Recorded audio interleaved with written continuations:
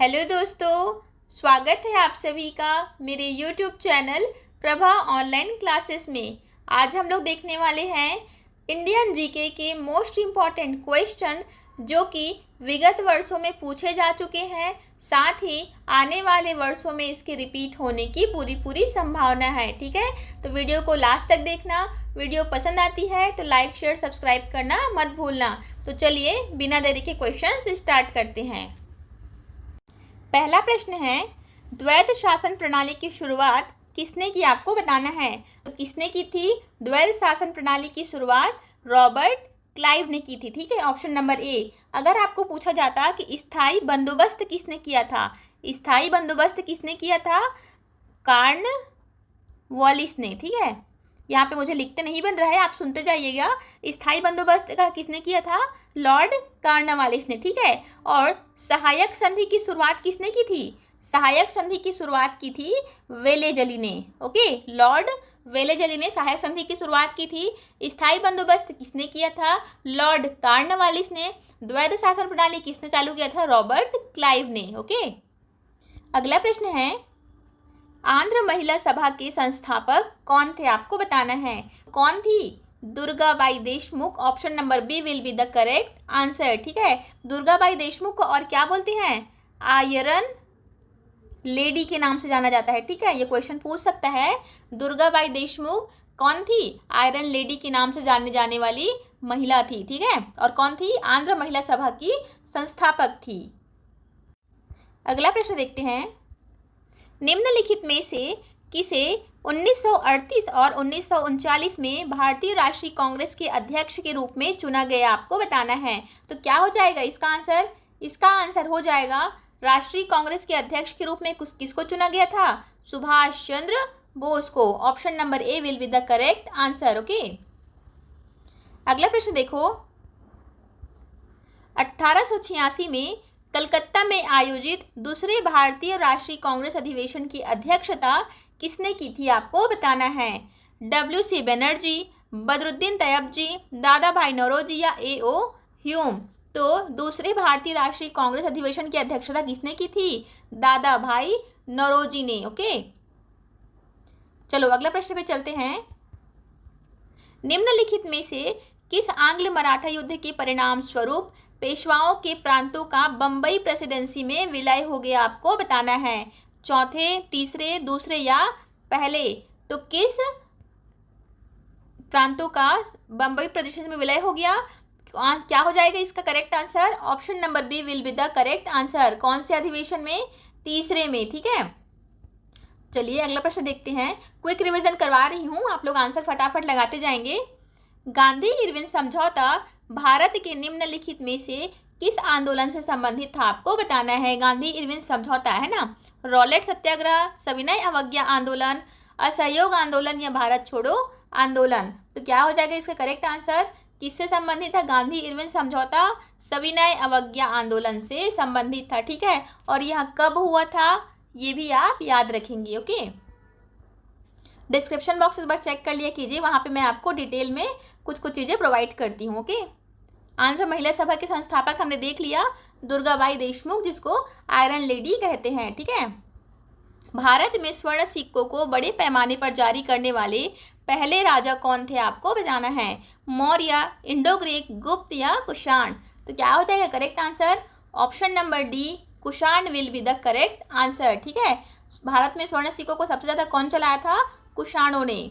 द्वैध शासन प्रणाली की शुरुआत हमने देख लिया, क्या था आंसर? Robert Clive. हड़प्पा के किस स्थल में से घोड़े के निशान मिले हैं, आपको बताना है। घोड़े के निशान कहाँ मिले हैं? कालीबंगा, सुरकोटका, लोथल या रोपड़? तो क्या हो जाएगा इसका correct answer? Option number B Surkotada will be the correct answer. Okay, अगला प्रश्न देखते हैं। धार्मिक संस्कारों से संबंधित वेद कौन सा है, आपको बताना है। ऋग्वेद, यजुर्वेद, सामवेद या अथर्ववेद? तो धार्मिक संस्कारों से कौन संबंधित है? Option number A Rigveda. Okay, अगला प्रश्न देखते हैं। अच्छा, एक और पॉइंट जान लो, ऋग्वेद में कितनी सूक्तियां हैं?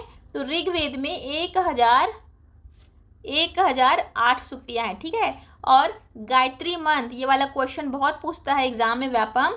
गायत्री मंत्र किससे लिया गया है? तो मुंडक उपनिषद, ठीक है, मुंडक उपनिषद, जिसको मुंडक उपनिषद कहते हैं सरल भाषा में, मुंडक उपनिषद, ठीक है। तो गायत्री मंत्र किससे लिया गया है? मुंडक उपनिषद से। ओके, चलो अगला प्रश्न देख लेते हैं। भारतीय राष्ट्रीय कांग्रेस की पहली महिला अध्यक्ष कौन थी? आपको बताना है। कस्तूरबा गांधी, सरोजिनी नायडू, एनी बेसेंट या अरुणा अली। तो कौन थी भारतीय राष्ट्रीय कांग्रेस की पहली महिला अध्यक्ष? थी Annie Besant. Option number C will be the correct answer. Okay, और सरोजिनी नायडू को क्या कहते हैं? सरोजिनी नायडू को भारत कोकिला कहते हैं, ठीक है। यह भी आप याद रखेंगे, भारत कोकिला के नाम से कौन जानी जाती है? सरोजिनी नायडू। ओके, और भारतीय महिला अध्यक्ष कौन थी भारतीय राष्ट्रीय कांग्रेस की? तो एनी बेसेंट। किसके शासनकाल को मुगल वास्तुकला का स्वर्ण युग कहा जाता है? आपको बताना है। मुगल वास्तुकला का स्वर्ण युग किसको कहा जाता है? शाहजहां के शासनकाल को, क्योंकि इन्होंने आगरा का ताजमहल, ऐसे बहुत सारे इमारतें और बहुत सारे वास्तु के क्षेत्र में बहुत अच्छा काम किया है, इसीलिए इनके काल को क्या कहते हैं? स्वर्ण युग कहते हैं वास्तुकला का। और एक प्रश्न और यहाँ पे पूछ सकता है, सबसे ज़्यादा चित्रकारी किसके काल में फेमस था? तो जहांगीर के काल में, ठीक है, क्योंकि जहांगीर को चित्र बनाना बहुत पसंद था, पेंटिंग बहुत पसंद था, इसीलिए उन्होंने चित्र के क्षेत्र में, पेंटिंग के क्षेत्र में बहुत ही अच्छा काम किया था, ठीक है। तो चित्र के क्षेत्र में सबसे ज़्यादा योगदान किनका रहा है? तो जहांगीर के शासनकाल में, ठीक है। रंगपुर का उत्खनन किसके नेतृत्व में हुआ? आपको बताना है। दयाराम साहनी, SR राव, रखाल दास या MS वत्स। तो किनके शासनकाल में हुआ रंगपुर का उत्खनन? किसके नेतृत्व में हुआ? Option number D MS Vats will be the correct answer. Okay, Rangpur का उत्खनन MS वत्स के नेतृत्व में हुआ था। अगला प्रश्न देखो, हड़प्पा संस्कृति में किस स्थल से स्त्री पुरुषों के युग्म शवाधानों का साक्ष्य प्राप्त हुआ है? आपको बताना है। तो किस क्षेत्र से प्राप्त हुआ है? मोहनजोदाड़ो, लोथल, कालीबंगा या हड़प्पा का कब्रिस्तान। तो किस स्थान से प्राप्त हुआ है? लोथल से। Option number B will be the correct answer, ठीक है। हड़प्पा संस्कृति में किस स्थल से स्त्री पुरुषों के युग्म शवाधानों का साक्ष्य प्राप्त हुआ है? तो लोथल से। अगला प्रश्न देखो, ताम्र संचय यानी कि कॉपर हॉर्ट्स का संबंध निम्नलिखित में से किससे है? आपको बताना है। तो किससे संबंधित है? ऑप्शन नंबर बी गैरिक मृतभांड से, ठीक है, याद रखेंगे। गैरिक मृतभांड से क्या संबंधित है?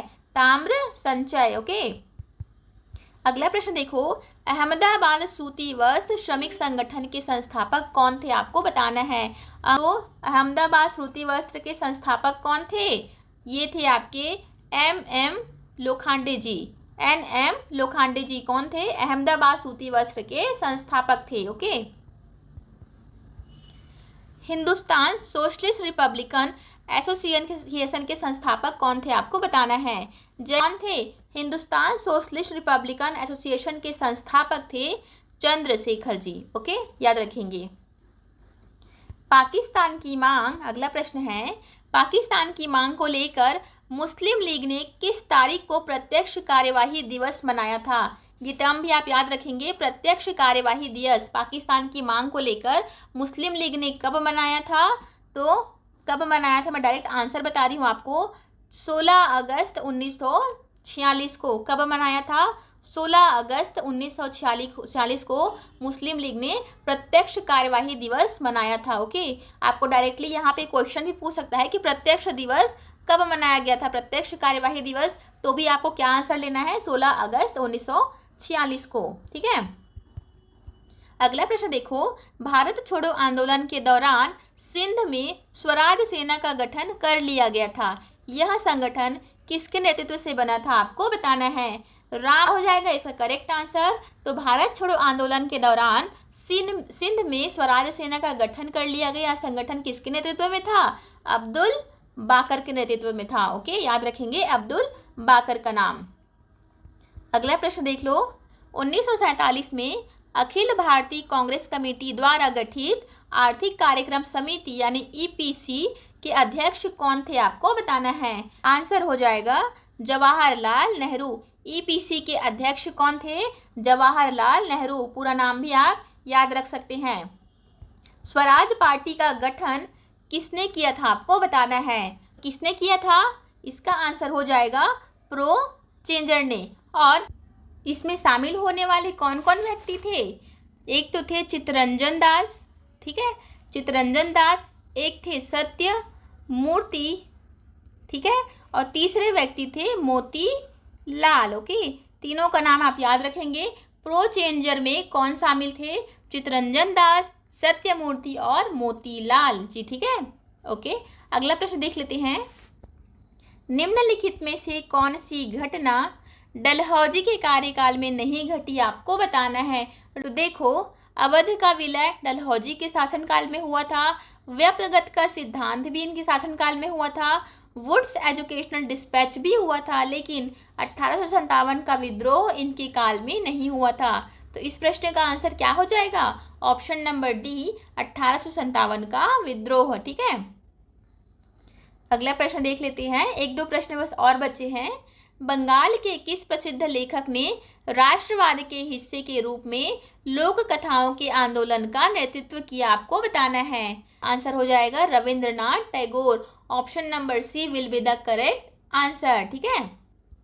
चलिए अगला प्रश्न देख लेते हैं। निम्नलिखित में से किस आईएनसी वार्षिक अधिवेशन में सरकार के खिलाफ स्वदेशी आंदोलन की औपचारिक घोषणा हुई थी? 1899, 1901, 1905 या 1906? तो आपको मैंने बताया था थ्योरी वाले क्लास में, स्वदेशी आंदोलन की औपचारिक शुरुआत कब हुई थी? स्वदेशी आंदोलन हुआ था 1905 में। और 1905 में ही क्या हुआ था? बंगाल का विभाजन हुआ था।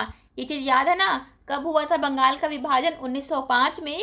और 1905 में ही हुई थी स्वदेशी आंदोलन की शुरुआत। तो क्या हो जाएगा इसका करेक्ट आंसर? 1905, ठीक है। निम्नलिखित में से कौन सा नेता अखिल भारतीय ट्रेड यूनियन कांग्रेस का संस्थापक था? आपको बताना है।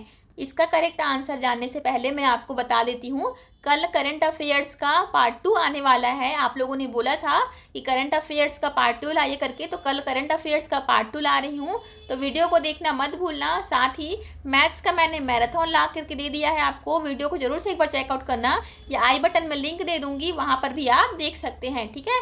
तो उस वीडियो को जरूर से देखना मत भूलना। साथ ही आप मॉडल पेपर या प्रीवियस ईयर पेपर आपको देखना है, उसका भी वीडियो अवेलेबल है चैनल में, ठीक है।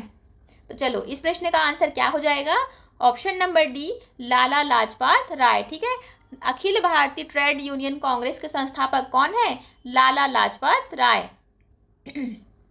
1916 में कांग्रेस और मुस्लिम लीग का अधिवेशन किस शहर में एक साथ आयोजित किया गया था? आपको बताना है। लखनऊ, बनारस, मेरठ या इलाहाबाद, जो कि प्रयागराज में है। तो क्या हो जाएगा इसका करेक्ट आंसर? 1916 में कांग्रेस और मुस्लिम लीग का अधिवेशन किस शहर में हुआ था? लखनऊ में। Option number A will be the correct answer, ठीक है। तो फ्रेंड्स आज के लिए इतना ही रखते हैं। वीडियो लास्ट तक देखने के लिए बहुत बहुत धन्यवाद। बाकी वीडियोस भी जरूर से वॉच करना, चैनल को लाइक करना और सब्सक्राइब करना। मिलते हैं अगली वीडियो में।